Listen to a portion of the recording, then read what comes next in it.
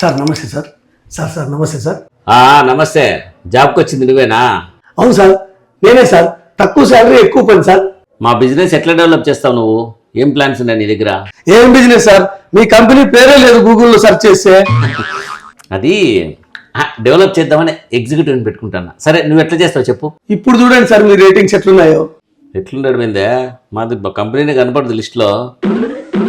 ఇదేంది మా company top 10 లో ఉంది? అది ఎట్లా చేసినావా? అది ఎట్లయింది కంపెనీ టాప్ 10 లో? అదే సార్ తెలివి అంటే. తెలివితేటలు వాడి చిట్కా అనే యాప్ ద్వారా పెంచేసినాను మీది. సరే నవ్వింది జాలే. నేను చిట్కా యాపే వేసుకుంటా.